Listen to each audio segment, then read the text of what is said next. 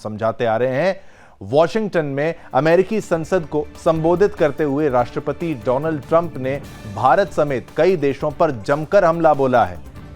उन्होंने सीधा सीधा कहा है कि भारत अमेरिका पर 100% से ज्यादा टैरिफ लगाता है और अब अमेरिका चुप नहीं बैठेगा। ट्रंप ने यह साफ कर दिया है कि 2 अप्रैल से अमेरिका भी इन्हीं देशों पर उतना ही टैरिफ लगाएगा जितना वे अमेरिका पर लगाते हैं। ये साफ संकेत है कि अब टैरिफ वॉर अपने चरम पर पहुंचने वाला है। ट्रंप ने अपने भाषण में 2 बार भारत का नाम लिया और सीधा आरोप लगाया कि भारत, चीन, यूरोपीय संघ, ब्राजील, मेक्सिको और कनाडा अमेरिका का आर्थिक शोषण कर रहे हैं। देखिए, उन्होंने तीखे शब्दों में कहा कि दूसरे देशों ने दशकों से हमारे खिलाफ टैरिफ का इस्तेमाल किया है, लेकिन अब हमारी बारी है। अमेरिका अब इस अन्याय को बर्दाश्त नहीं करेगा। ट्रंप ने कहा कि अगर आप अमेरिका में अपना सामान नहीं बनाते तो आपको भारी टैरिफ देना होगा। ये बयान भारत के उन कारोबारियों के लिए एक बड़ा झटका है जो अमेरिका को अपना सबसे बड़ा बाजार मानते हैं।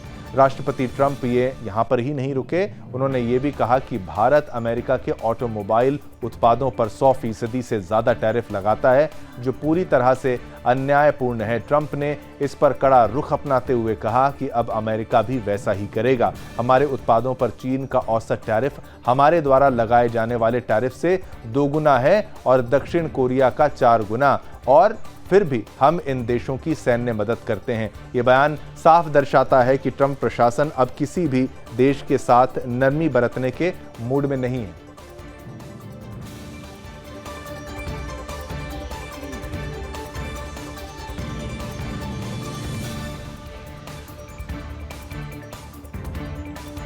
देखिए, ट्रंप ने ऐलान किया है कि 2 अप्रैल से अमेरिका अपने नए रेसिप्रोकल टैरिफ प्लान को लागू करेगा। यानी अब जो देश अमेरिका के उत्पादों पर टैक्स लगाएंगे, अमेरिका भी उन पर उसी अनुपात में टैरिफ लगाएगा। मैं इसे 1 अप्रैल से शुरू करना चाहता हूं, डोनाल्ड ट्रंप कहते हैं, लेकिन मैं अप्रैल फूल जैसा नहीं दिखना चाहता था। ट्रंप का यह बयान उनके आक्रामक व्यापारिक नीति को दर्शाता है। ट्रंप ने अमेरिकी किसानों को यह संकेत दिया है कि अब वे भी इस टैरिफ जंग का असर महसूस करेंगे। अमेरिका जल्द ही विदेशी कृषि उत्पादों पर भी भारी टैरिफ लगाने जा रहा है, जिससे इन उत्पादों की कीमतें बढ़ जाएंगी और अमेरिकी किसान घरेलू बाजार में मजबूत स्थिति में आएंगे।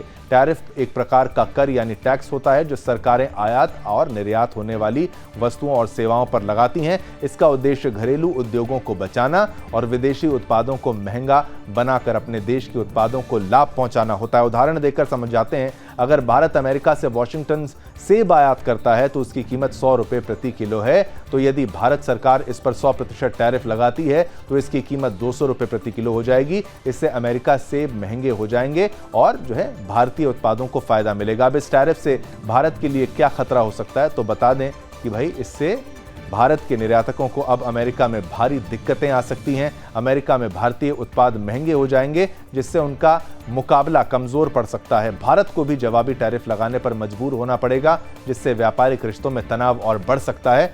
अब सवाल ये उठता है कि क्या भारत भी जवाबी हमला करेगा? भारत इन पर कैसी प्रतिक्रिया देगा, ये देखने वाली बात होगी। अगर भारत भी अमेरिका के जो उत्पाद है उन पर टैरिफ बढ़ाता है तो ये व्यापार युद्ध और भी भड़क सकता है और ऐसा होना नहीं चाहिए। चलिए, आपको हमने ये खबर भी बताई, विस्तार से समझाई। अब अगले मुद्दे पर भी हम सीधा आपको लेके चलेंगे, अगला मुद्दा भी आपको बताएंगे। लेकिन ये वाला जो मुद्दा था, अहम था कि टैरिफ वॉर की जब हम बात करते हैं तो उसमें महत्वपूर्ण ये था कि अब जैसे को तैसा करने का जो मूड है वो डोनाल्ड ट्रंप के द्वारा बना लिया गया है। अब आगे बढ़ते हैं, अगली खबर का रुख करते हैं। बात करेंगे नेपाल की। नेपाल में पिछले 1 दशक में धार्मिक जनसंख्या में बदलाव देखा गया है। जी हां, नेपाल जो पहले एक हिंदू राष्ट्र था, अब एक सेक्युलर देश है। 2021 की जनगणना रिपोर्ट के अनुसार नेपाल में हिंदू धर्म सबसे बड़ा धर्म है, लेकिन पिछले दशक में इसकी आबादी में आंशिक कमी देखी गई है। इसी तरह बौद्ध धर्म के अनुयायियों की संख्या भी थोड़ी घटी है, कम हुई है, जबकि मुसलमान और ईसाई आबादी में मामूली वृद्धि भी हुई है, यानी ये बढ़े भी हैं। नेपाल में हिंदू धर्म प्रमुख धर्म है, जिसकी जनसंख्या 81.19% है। केंद्रीय जनसांख्यिकी ब्यूरो के अनुसार 2021 की जनगणना में 2 लाख, देखिए आप, बहुत बड़ा आंकड़ा जो आपको यहाँ पर मैं बताऊंगा। भाई हिंदू धर्म के अनुयायी यहाँ पर बहुत बड़ी संख्या में थे, लेकिन ये कैसे यहाँ पर बदलाव हुआ है, ये एक देखने वाली बात है कि 2,36,77,744 लोग हिंदू धर्म के अनुयायी थे। ये नेपाल के लिए महत्वपूर्ण है क्योंकि ये दर्शाता है कि देश की बहुसंख्यक आबादी अभी भी हिंदू धर्म का पालन करती है। हालांकि 0.11% की आंशिक गिरावट दर्ज की गई है। बौद्ध धर्म नेपाल में दूसरा सबसे बड़ा धर्म है और 2021 की जनगणना के अनुसार देश में बौद्ध धर्म के अनुयायी की जनसंख्या 8.2% है। बौद्धों की संख्या, ये भी यहाँ पर बताएं आपको, काफ़ी ज़्यादा है। 23,94,000 कह लीजिए 549 है। हालांकि पिछले दशक में बौद्ध धर्म की जनसंख्या में 0.79% की कमी आई है, जो एक महत्वपूर्ण बदलाव है। नेपाल में इस्लाम तीसरा सबसे बड़ा धर्म है और 2021 के अनुसार इसका भी आंकड़ा जो है वो 14,83,060 लोग इस्लाम धर्म का पालन करते हैं, जो कुल जनसंख्या का 5.09% है। ये पिछले दशक में 0.69% की वृद्धि यानी इजाफा है। इसके साथ एक महत्वपूर्ण परिवर्तन है। नेपाल में मुस्लिम आबादी मुख्य रूप से तराई क्षेत्र में निवास करती है, जो भारत से सटा हुआ क्षेत्र है। नेपाल में ईसाई धर्म और किरात धर्म के अनुयायियों की संख्या में भी पिछले दशक में मामूली वृद्धि हुई है। ईसाई जनसंख्या में 0.36% की वृद्धि हुई है, जबकि किरात धर्म के अनुयायी 0.17% बढ़े हैं। ये दर्शाता है कि नेपाल में अन्य धर्मों की स्वीकृति और विविधता बढ़ रही है। नेपाल में पिछले 10 वर्षों के धार्मिक आंकड़े महत्वपूर्ण परिवर्तन दर्शाते हैं। 2011 की जनगणना में देश में 81.3% हिंदू, 9% बौद्ध, 4.4% मुसलमान, 3.1% किरत और 0.1% ईसाई थे।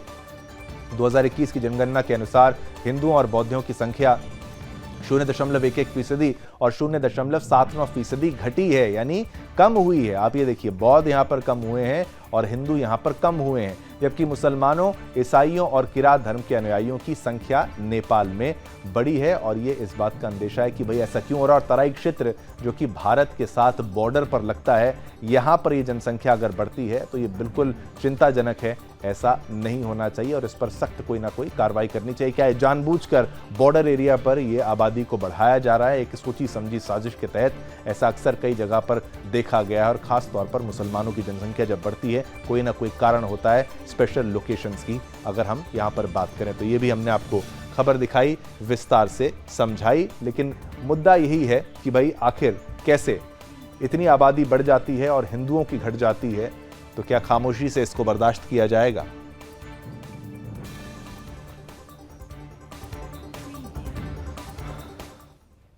अब आगे बढ़ेंगे, अगली खबर का रुख करेंगे, हमास की बात करेंगे। देखिए, पाकिस्तान अधिकृत कश्मीर यानी POK में 5 फरवरी को एक खतरनाक साजिश रची गई। नाम दिया गया कश्मीर सॉलिडारिटी और हमास ऑपरेशन अल अक्सा फ्लड कॉन्फ्रेंस, लेकिन असल में यह आतंकियों का महाजुटान था। मंच पर मौजूद था हमास का वरिष्ठ नेता खालिद अल कदूमी और उसके साथ पाकिस्तान जो है पोषित खूंखार आतंकी संगठन जैश ए मोहम्मद और लश्कर तैयबा के सरगना भी मौजूद थे। POK की सरजमी में आतंकियों ने भारत के खिलाफ जहर उगला, हमास के झंडे लहराए और मोटरसाइकिल और घोड़ों पर सवार होकर खुलेआम शक्ति प्रदर्शन किया। यह पहला मौका था जब हमास के किसी बड़े नेता ने POK में अपनी मौजूदगी दर्ज कराई, यानी पाकिस्तान और हमास के खतरनाक गठजोड़ की पुष्टि हो गई। इस खुलासे के बाद इजराइल सतर्क हो गया है और उसने भारत से अपील की है कि हमास को आधिकारिक रूप से आतंकी संगठन घोषित किया जाए। इजराइल ने साफ कहा है कि हमास और पाकिस्तान समर्थित आतंकी संगठन का गठजोड़ बेहद चिंताजनक है और इसे हल्के में नहीं लिया जाना चाहिए। अब बड़ा सवाल है कि क्या भारत हमास को आतंकी संगठन घोषित करेगा? फिलहाल भारतीय कानून गैर कानूनी गतिविधि रोकथाम अधिनियम UAPA 1967 के तहत 44 संगठनों के को आतंकवादी करार दिया है उसने, लेकिन इस लिस्ट में हमास का नाम नहीं है, जबकि America, European union, Canada, Australia और ब्रिटेन ने पहले ही हमास को आतंकी संगठन घोषित कर रखा है। दूसरी ओर रूस, चीन और तुर्की अभी भी इसे आतंकी संगठन मानने से बच रहे हैं। याद करिए 7 अक्टूबर 2023 को जब हमास ने इजराइल पर भीषण आतंकी हमला किया था, जिसे इजराइल के इतिहास का सबसे बड़ा हमला माना गया। उसके बाद गाजा युद्ध शुरू हुआ, जिसमें हजारों निर्दोष लोगों की जान गई। अब वही हमास भारत विरोधी आतंकी संगठनों के साथ मिलकर पीओके में अपना नेटवर्क फैला रहा है। भारत और इजराइल पिछले कुछ वर्षों में आतंकवाद विरोधी अभियानों को उसमें सहयोग बढ़ा चुके हैं। दोनों देशों के बीच 2002 से joint working group on counter terrorism सक्रिय है, जो सीमा सुरक्षा, आतंकी फंडिंग और साइबर सुरक्षा पर काम करता है। अब सवाल है कि क्या भारत इजराइल की अपील पर विचार करेगा और हमास को अपने आतंकी संगठनों की सूची में शामिल करेगा। पीओके में हमास और पाकिस्तानी आतंकियों का यह गठजोड़ भारत की राष्ट्रीय सुरक्षा के लिए बड़ा खतरा है। अब देखना होगा कि भारत इस पर क्या ठोस कदम उठाती है। ये एक बड़ा मुद्दा है। तो ये भी एक महत्वपूर्ण मुद्दा था कि पाकिस्तान में आतंकियों के साथ है हमास, तो क्या भारत को भी इसका विरोध करना चाहिए, कोई कड़ा रुख इख्तियार करना चाहिए? ये बहुत महत्वपूर्ण मुद्दा था। अगली खबर का रुख करते हैं, बात करेंगे बांग्लादेश की। बांग्लादेश की सरकार की कायरता और दोहरे चरित्र का पर्दाफाश हो चुका है। दुनिया के सामने मुस्लिम एकता का ढोंग करने वाला बांग्लादेश आज उन रोहिंग्या मुसलमानों से पीछा छुड़ाने की कोशिश कर रहा है जो अपनी जान बचाकर वहां शरण लेने आए थे। सोचा था कि भाई अपना ही देश है, रोहिंग्याओं ने यह सोचा। और ये वही बांग्लादेश है जो भारत पर बार बार मानवाधिकार का ज्ञान देने की कोशिश करता है, लेकिन जब खुद को जिम्मेदारी उठानी पड़ी तो वो रोहिंग्याओं को बोझ समझकर ठिकाने लगाने की साजिशें रच रहा है। क्या यही है इस्लामी भाईचारा? क्या यही है बांग्लादेश की इंसानियत? प्रधान सलाहकार यूनुस ने खुद स्वीकार कर लिया कि बांग्लादेश रोहिंग्याओं को संभालने में नाकाम रहा है। उन्होंने खुलेआम कहा कि अब ढाका म्यांमार के विद्रोही गुटों से बातचीत कर रहा है ताकि रोहिंग्या शरणार्थियों को वापस उनके देश भेजा जा सके। सोचिए, एक इस्लामिक देश होकर भी बांग्लादेश अपने ही मजहब के शरणार्थियों के लिए जगह नहीं बना पाया। अब जब कॉक्स बाजार में हिंसा, लूट और ड्रग तस्करी जैसी घटनाएं बढ़ रही हैं, तो सरकार इन्हें भगाने का प्लान कर रही है। लेकिन जब 2017 में लाखों रोहिंग्या म्यांमार के नरसंहार से बचकर बांग्लादेश आए थे, तब सरकार ने क्यों इन्हें बसाने की ठानी थी? क्या तब इन्हें राजनीतिक हथियार की तरह इस्तेमाल किया जा रहा था? और अब जब हालात हाथ से निकल रहे हैं तो उन्हें फेंकने की तैयारी हो रही है। बांग्लादेश का यह शर्मनाक रवैया इस्लामिक दुनिया के लिए एक करारा तमाचा है। खुद को मुस्लिम देशों का समर्थक बताने वाला बांग्लादेश आज उन्हीं मुसलमानों को दगा दे रहा है जो उसकी धरती पर पनाह मांगने आए थे। अगर एक इस्लामिक मुल्क अपने ही मजहब के लोगों को ठुकरा रहा है तो दुनिया से वो किस हक से मुस्लिम भाईचारे की उम्मीद करता है? क्या सिर्फ बयानबाजी और दिखावे के लिए ही ये सब किया जाता है? भारत में भी हजारों रोहिंग्या शरणार्थी घुसपैठ कर चुके हैं, जिनमें से कई अवैध रूप से रह रहे हैं। भारतीय सरकार अब इन्हें डिटेंशन सेंटर में डालकर देश की सुरक्षा मजबूत करने में लगी हुई है। लेकिन बड़ा सवाल यह है कि क्या भारत को भी बांग्लादेश से सबक लेते हुए इन्हें जबरन निकाल फेंकना चाहिए? जब बांग्लादेश अपनी सीमाओं में इन्हें नहीं रखना चाहता तो भारत पर क्यों बोझ बने ये रोहिंग्या? क्या भारत को भी कड़े कदम उठाकर इन घुसपैठियों को वापस धकेलना चाहिए? बांग्लादेश की यह गद्दारी दुनिया के सामने आ चुकी है। उसने ये साबित कर दिया कि वो रोहिंग्याओं को सिर्फ इस्तेमाल करना चाहता था, लेकिन अब जब हालात खराब हो गए हैं तो वो अपना पल्ला झाड़ रहा है। क्या अब भी लोग इसे एक सहानुभूति रखने वाले इस्लामिक देश के रूप में मानेंगे, या फिर ये दुनिया के सामने एक स्वार्थी और गैर जिम्मेदार मुल्क के रूप में अपनी असलियत उजागर कर चुका है?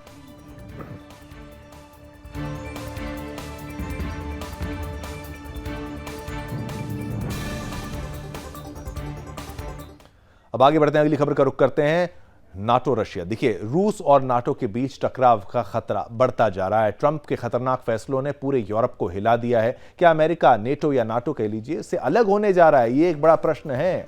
अगर ऐसा हुआ तो रूस के लिए विनाश का रास्ता साफ हो जाएगा। यूक्रेन पर रूस के हमले से पहले ही यूरोप में हलचल मची हुई थी, लेकिन अब ट्रंप ने नई मुसीबत खड़ी कर दी है। ट्रंप आए दिन कुछ ना कोई ऐसा फैसला करते हैं कि भाई दुनिया परेशान हो जाती है कि भाई इतने बड़े बड़े फैसले कैसे ले रहे हैं। अमेरिका की सैन्य मदद रोकने और नाटो से अलग होने के संकेत ने यूरोपीय देशों को बैकफुट पर धकेल दिया है। अब क्या पुतिन पूरे यूरोप पर कब्जे की साजिश रच रहे हैं? क्या ब्रिटेन, फ्रांस, जर्मनी और पोलैंड भी खतरे में हैं? डोनाल्ड ट्रंप और व्लादिमीर पुतिन की खुफिया डील ने यूरोप की नींद उड़ा दी है। नाटो से अमेरिका के अलग होने की स्थिति में रूस के सामने अब कोई चुनौती नहीं बचेगी।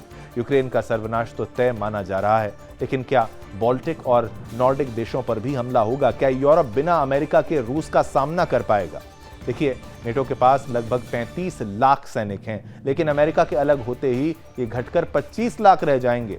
फाइटर जेट और टैंकों की संख्या में भी भारी कमी आ जाएगी। क्या यूरोपीय देश अब अपनी रक्षा खुद कर पाएंगे या फिर ट्रंप और पुतिन मिलकर यूरोप के विनाश की पटकथा जो है वो लिख चुके हैं? इधर यूरोप ने भी अपनी रणनीति तैयार करनी शुरू कर दी है। यूक्रेन को तेजी से सैन्य मदद भेजी जा रही है। बाल्टिक देशों में फाइटर जेट्स तैनात किए जा रहे हैं। रूस की हर हरकत पर नजर रखी जा रही है, लेकिन बड़ा सवाल यह है कि क्या ये तैयारियां रूस के न्यूक्लियर अटैक को रोक पाएंगी? डेनमार्क के प्रधानमंत्री ने चेतावनी दी है कि यूरोप के पास रूस से लड़ने के लिए बहुत कम वक्त बचा है।